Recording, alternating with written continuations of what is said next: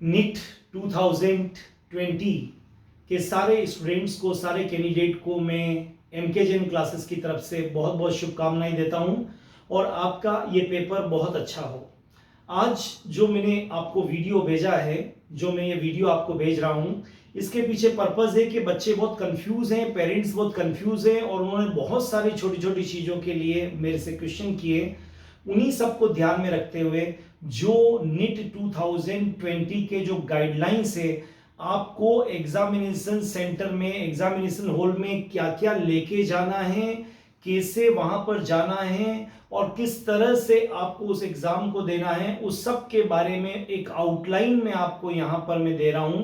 और ये आउटलाइन में इसलिए आपको दे रहा हूं क्योंकि एग्जाम का वो दिन बहुत इंपॉर्टेंट होता है और मैंने कई बच्चों को देखा है जब उन गाइडलाइंस को फॉलो नहीं करते हैं तो अफरा तफरी मच जाती है। वहां पर लोग आपसे डिस्कस करने लगते हैं और वो जो लोग होते हैं, गार्ड या फिर एंट्री गेट पर बैठा हुआ जो बाबू, वो आपसे जिस तरह की बातचीत करते हैं, फिर उससे आपका जो एग्जाम देने का जो आपका एक पूरा एक कंसंट्रेशन होता है वो ब्रेक हो जाता है और कई बच्चों का इस कारण से पेपर खराब हो जाता है और वो प्रेशर में आ जाते हैं। तो आपको क्या क्या करना है मैं नट शेल में बहुत शॉर्ट में आपको बता रहा हूं। आप अच्छी तरह से इन सब गाइडलाइन को फॉलो करेंगे तो आपको ये प्रॉब्लम नहीं आएगी और आपने जो तैयारी की है वो मैक्सिमम आउटपुट वहां पर आप दे पाएंगे। सबसे पहले जो एग्जाम है वो एग्जाम आपका 13 सितंबर को है। ये दिन आप याद कर लीजिए, आपके लाइफ का सबसे इंपॉर्टेंट दिन होना चाहिए ये। But very first point, do not skip, please don't skip this exam. जब तक कि आपकी बहुत ज्यादा तबीयत खराब नहीं है या आपको कोई बहुत ज्यादा अदर प्रॉब्लम नहीं है तो आप इस एग्जाम को स्कीप मत करिए।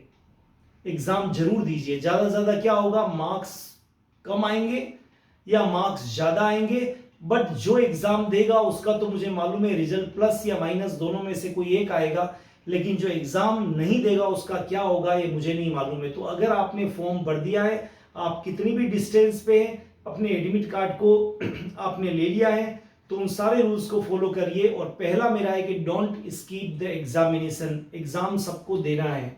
सेकंड, कोविड की गाइडलाइंस को फॉलो करते हुए देना है। अब कोविड की गाइडलाइंस क्या है, तो कोविड की जो गाइडलाइंस है कि आपको एग्जामिनेशन सेंटर पे मास्क लगाकर जाना पड़ेगा, आपको ग्लव्स लेके जाना है, राइट, आपको ग्लव्स अपना लेके जाना है, लेकिन ग्लव्स आपको कंपलसरी नहीं है कि वो लगा के रखना ही पड़ेगा, लेकिन मास्क कंपलसरी है, आपको लगाकर ही जाना है, नंबर 1।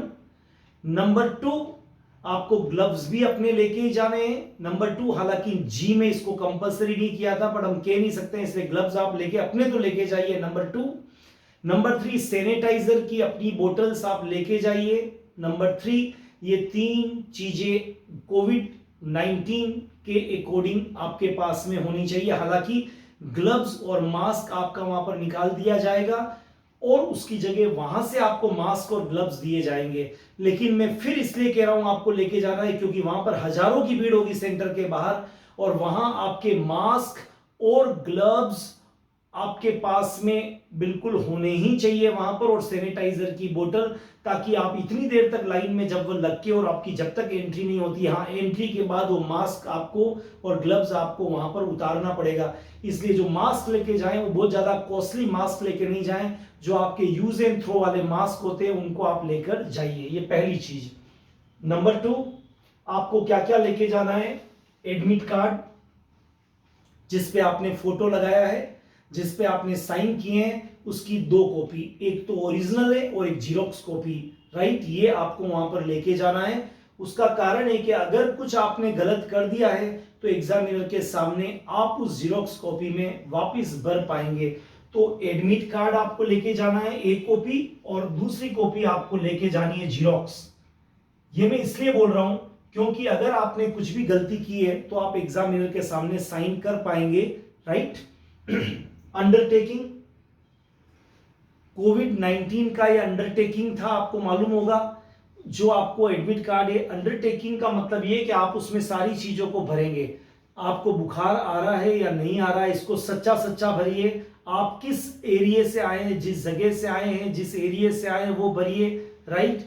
आपको खांसी हो रही है, आपको जुकाम हो रहा है, जो भी उसमें जो भी दिया है उस अंडरटेकिंग को आपको पूरा भरना और उसकी भी एक जीरोक्स लेके जानी है। क्यों? क्योंकि अगर मान लीजिए वो कॉपी में जीरोक्स में आपने ढंग से नहीं भरा है, तो कम से कम वहां एग्जामिनर के सामने या पर जो वहां पर एजेंसी है, चेकिंग एजेंसी है, उनके सामने आप भर पाएंगे। तो ये भी आपको 2 लेके जाने हैं। फोटो आईडी, वोटर आईडी चलेगा, क्लास 12th का आपका एडमिट कार्ड है वो चलेगा, आधार कार्ड चलेगा, राशन कार्ड चलेगा, पेन कार्ड चलेगा, लेकिन जो भी चलेगा वो ओरिजिनल चलेगा, फोटोकॉपी नहीं चलेगा। इसलिए मैंने लिखा है कि आप ओरिजिनल लेके जाएं। अगर आप आधार कार्ड अपना ओरिजिनल लेके नहीं गए, क्लास 12th का एडमिट कार्ड ओरिजिनल लेके नहीं गए, या राशन कार्ड या वोटर आईडी या पेन कार्ड, तो वो रिजेक्ट हो जाएगा। आपको एंट्री किसी भी मौके पर नहीं दी जाएगी, ठीक है। तो आपको वोटर आईडी लेके जाना है। फोटोग्राफ, जो फोटोग्राफ आपने फॉर्म भरते हुए लगाया था वही फोटोग्राफ की 2 कॉपी और आपके पास में एक्स्ट्रा होनी चाहिए। एक कॉपी तो आपके अटेंडेंस शीट में लगेगी वहां पर, और जो दूसरी कॉपी है वो अगर आपका कोई भी इसमें से अगर फॉर्म गड़बड़ हो जाता है और आपको जीरोक्स, तो वहां जीरोक्स पे आपको साइन करने पड़े तो आपको फिर ये फोटो वहां पर लगाना पड़ेगा। तो 2 फोटो आप लेके जाए। तो ये मेरे ख्याल से क्लियर हो गए। एक बार फिर बोल देता हूं, एडमिट कार्ड एक तो जिसपे फोटो लगा के आपने साइन कराया है वो, और एक एडमिट कार्ड की खाली जीरोक्स कॉपी आप लेके जाइए, ताकि आपसे कुछ गलती है तो वहां आप उसको एग्जामिनर और जो चेकिंग करने वाले लोग हैं उस एजेंसी के सामने आप भर सके। अंडरटेकिंग जो कोविड-19 के अकॉर्डिंग है, सारी इंफॉर्मेशन को फिल करिए और ये सच्ची इंफॉर्मेशन होनी चाहिए। क्यों? और ये मत घबराइए कि आपको बुखार आ रहा है आपने भर दिया, या खांसी हो रही है आपने भर दिया, या जुकाम हो रहा है आपने भर दिया, तो आपको एग्जाम नहीं देने देने। नहीं, आपको एग्जाम देने देंगे। उसके लिए उन्होंने अलग से कोविड रूम का डिजाइन किया है, उस रूम में बिठा के आपसे एग्जाम लिया जाएगा, ठीक है। तो अगर आप कोविड-19 से पॉजिटिव हैं या कुछ भी है तो भी आपको घबराने की जरूरत नहीं है। आपको अलग बैठ के और एग्जाम देने दिया जाएगा, किसी को भी एग्जाम से नहीं रोका जाएगा। फोटोग्राफ 2 लेके जाइए, और voter ID, photo ID, voter ID या एडमिट या आधार कार्ड या पेन कार्ड या राशन कार्ड आप ओरिजिनल लेके जाइए। नाउ अब रिपोर्टिंग टाइम, हर बच्चे का रिपोर्टिंग टाइम अलग अलग है जो एडमिट कार्ड पे लिखा हुआ है। आपको जैसे मैं एग्जांपल लेता हूं, अगर उस बच्चे का रिपोर्टिंग टाइम 11:40 AM था, किसी का 12:20 होगा, जो रिपोर्टिंग टाइम है उस रिपोर्टिंग टाइम पर आपको जाना ही है, क्योंकि इस बार एंट्री बहुत स्लो होगी। और अगर आपने रिपोर्टिंग टाइम पे आप नहीं गए, मान लीजिए आपका रिपोर्टिंग टाइम 11:40 था और आप 12:20 पर पहुंचे, तो यकीन मानिए आप बड़े प्रॉब्लम में फंस जाएंगे, क्योंकि तब 12:20 वालों की लाइन लगी होगी और आपको वो वहां एंट्री नहीं देंगे। अब आपको एंट्री कब मिलेगी? लास्ट मोमेंट पे। फिर वापस वही बातचीत होगी, आप क्यों देरी से आए, आपका रिपोर्टिंग टाइम ये था। आपका दिमाग खराब हो जाएगा, आपके पेरेंट्स भी परेशान होंगे, आप भी परेशान होंगे, वापस कॉन्सेंट्रेशन ब्रेक होगा। एंट्री 1:30 पर ही आपको दी जाएगी अंदर, और 2 से 5 के बीच ये आपका एग्जाम होगा। इस एग्जाम टाइम के पहले आपको निकलना नहीं है। क्लियर? एग्जाम में किसी भी तरह का कैलकुलेटर या पेपर या फिर पेन या पेंसिल बॉक्स, किसी भी तरह का कोई अलाउ नहीं है। सब कुछ वहीं से दिया जाएगा, आपको यहां से ले जाना अलाउ नहीं है, ठीक है। अब लास्ट में आ जाते हैं ड्रेस कोड। तो ड्रेस कोड के लिए सबसे पहले आपकी पूरी बॉडी के ऊपर कोई भी किसी भी तरह का ऑर्नामेंट्स, बेंगल्स, अंगूठी, कड़ा, कोई भी चीज नहीं होनी चाहिए, किसी भी तरह की कोई चीज नहीं होनी। कान में जो आप पहनते हैं ऐसा कोई भी नहीं होना चाहिए आपकी बॉडी के ऊपर, नंबर 1।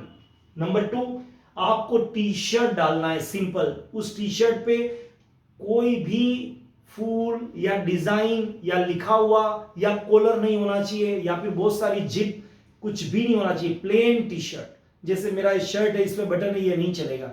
एक टी शर्ट डाल दीजिए प्लेन, जिसपे राउंड नेक वाले आते हैं, जिसपे कॉलर नहीं हो, जिसपे कुछ लिखा हुआ भी नहीं हो, क्योंकि फिर वापस आपसे वाद विवाद होगा, क्या आपको मालूम नहीं है, आपने क्यों नहीं, तो आप पहले ही ऐसा क्यों नहीं कर लेते हैं, ठीक है।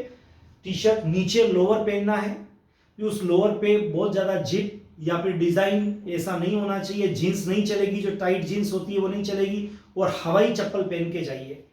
किसी भी तरह के सैंडल या किसी भी तरह के जूते पहन के मत जाइए। हवाई चप्पल जो बाथरूम स्लीपर होते हैं वो बाथरूम स्लीपर पहन के जाइए। एग्जाम देने जा रहे बिल्कुल एक टी शर्ट डालिए, एक लोअर पहनिए, ऑलराइट, और आप जो है हवाई चप्पल पहन के और आपको जाना है।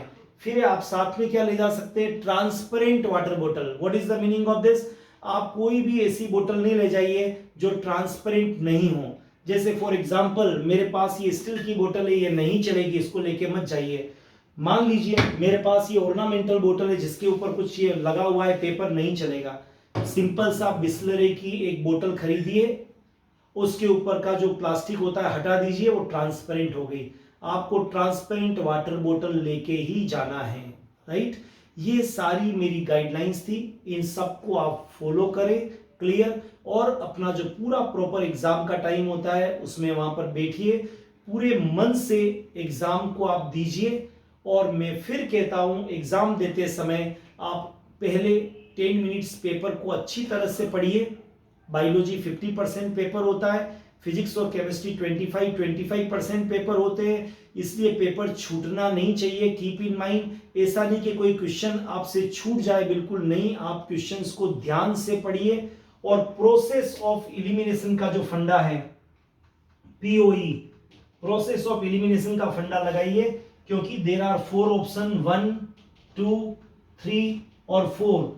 और ये इंसान की फितरत है, ये इंसान की मानसिकता है कि गलत चीजों की तरफ ज्यादा जाने की कोशिश करता है। कीप इन माइंड, इस फंडे को मत भूलिए। आप याद रखिए, रोड पे लोग पैर से चलते हैं, उनको कोई नहीं देखते, हजारों लोग पैर से चलते हैं, ओके। लेकिन अगर कोई हाथ रख के और पैर को ऊपर करके अगर रोड पे चलने लग जाए तो सब लोग उसको देखने लगेंगे।